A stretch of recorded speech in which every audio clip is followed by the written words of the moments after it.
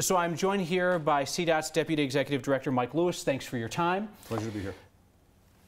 Walk me through that overnight period. Trying to get I-25 ready again, thought you'd have it, then it looked like it was slipping away from you, and then you guys made it by rush hour. What happened? Yeah. Well, I think going back to when the incident first occurred, obviously that's a significant fire.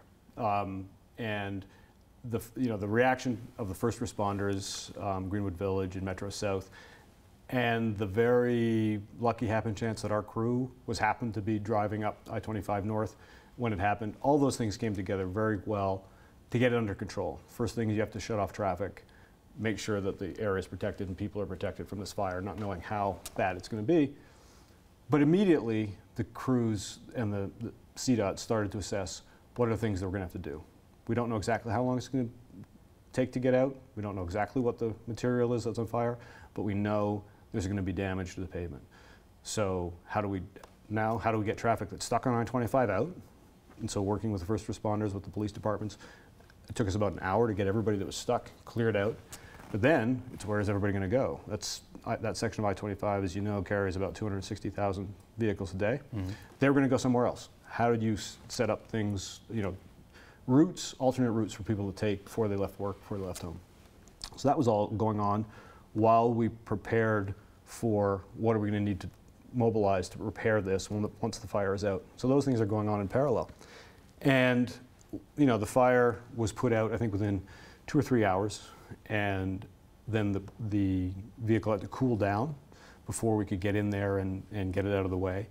And you have to get it out of the way and then do some cleanup before you can assess any damage to the pavement. So this is all taking place over the course of the afternoon and evening, and we knew pretty early on there was no way we were going to make an evening rush. So that was a write-off. We messaged that. And then the work was, all right, most of this damage took place in the northbound lanes. What can we do to get some southbound lanes open to help alleviate the backups from the city? And we were able to do that. I think it was, if I recall correctly, it was around 7 o'clock. I think we got 3 southbound lanes open. And that was good, a little bit of a relief valve. But then the damage repairs were done on southbound while we were still doing the cleanup and assessment on northbound. So you're dealing with multiple operations at one time. And there was a question because of early on the engineers had to get into the records. How deep was the asphalt? Was it over a concrete base? That's going to make a difference, because if it's a thin layer of asphalt, that's better because the concrete probably not going to be damaged. Turns out it was a deep layer, deep asphalt. So we didn't know how deep that was going to go.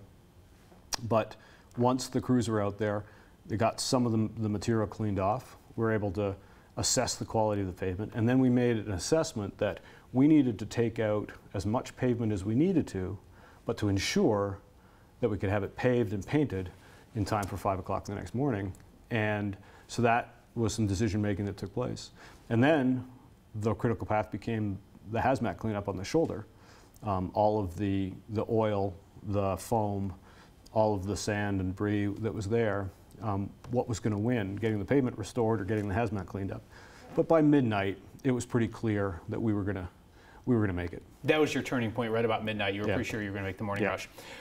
When an interstate like that is closed, is there a meter running in your head of what the cost is to businesses, what the cost is in lost productivity to an entire metro area? Yeah. Does that influence you? Absolutely. It's immediately what we're thinking, because we live in this world every day. Most users of the highway, I get in my car, I get on the highway, I get to work, I don't think about it.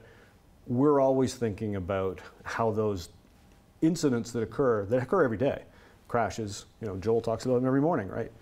They're having an effect on people. Delay costs money, and we can calculate sort of in general terms what the delay costs are for delay. Like an individual incident on a highway like I-25 costs about $20,000 to $25,000 just in delay cost for the users. So if we're shutting down the entire highway for a lengthy period of time, we're into the millions of dollars in delay cost if it's extended. So there's an economic impact cost to the region. People can't get to meetings, they can't get to their flights.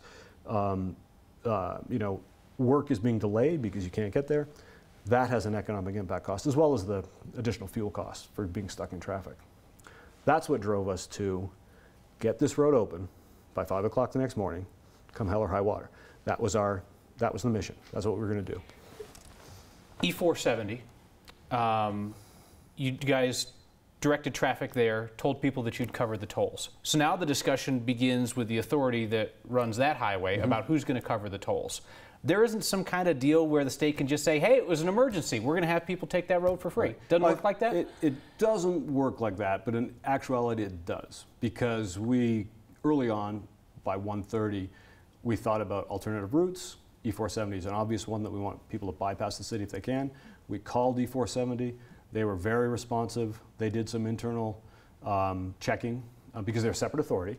You know, they cover their cost and bonds by their revenues. So there are bond covenants that they, legal covenants that they have to meet. But we all agreed that let's fix it now. Let's do what's right, and then we'll figure out the cost of this another day. So who's going to pay for it? Are taxpayers going to pay for those? We're gonna find out what it was, and we said to E-470 we'll cover the costs, and we're going to sit down with them and see what's the reasonable cost for that period of time. And I'm sure we'll come to a reasonable solution that is the right thing for the taxpayer. So at the end of the day, taxpayers are going to cover it. The question is, how much will they discount it for us? Somebody will pay. Somebody is going to pay the cost, whether it's toll payers or taxpayers. This is a cost. This is a revenue source that wasn't received during the period of time of the emergency.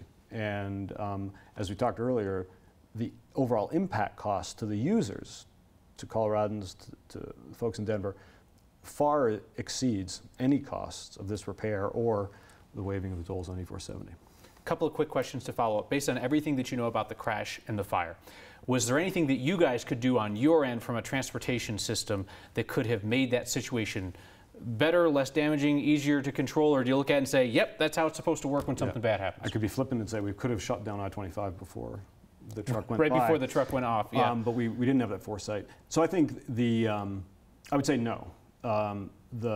Interestingly enough, as you know, the CDOT crew that came upon the scene immediately following the crash and helped the driver to safety was actually a maintenance crew on patrol on the highway to look for material in the roadway that could cause a problem. So we're in a constant process of doing that. It is 260,000 vehicles who drive on that section of highway every day. The drivers are a mixed bag of good drivers, not so good drivers, distracted drivers, very good vehicles, not so good vehicles, or just things happen. And we don't know yet what caused this truck to crash. We're going to wait for the completion of the investigation by police. That could tell us something. It could be mechanical failure. It could have been something in the road. It could have been a vehicle was cut off by somebody else. We just don't know. So I think the issue there is risk there every day on every highway. The fact that it happens very rarely is a good thing. It means that the risk level is pretty low, but when something does happen, bad things can happen, as Atlanta experienced earlier this year. The old phrase of you have to be good to be lucky and you have to be lucky to be good, I think that came to the fore here. If the truck had crashed a quarter mile further north, it could have been under a pedestrian bridge, which could have had a much larger impact on the cost and the closure if it had affected that bridge. It happened where it did, and we were able to do the repairs over the course of the night. Last quick question for you. There's a lot of attention on this incident because of the number of people impacted. At the end of the day, was it that costly for CDOT to clean up?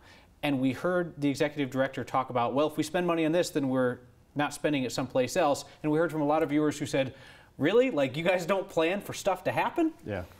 It will cost what it will cost. I mean, like all of our operations, whether it's a planned construction project, it's materials and labor costs, and that's what it costs to build roadways.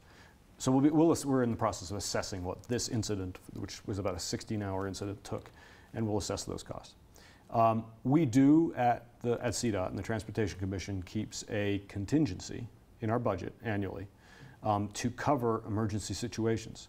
So the money is there within our existing budget as a contingency account, but it's a zero-sum game. If the money is spent on this emergency, that money isn't available to be spent on other planned and programmed projects. So there isn't additional money that comes to the table, but there is money in reserve to address this type of event if it is to occur. Makes sense.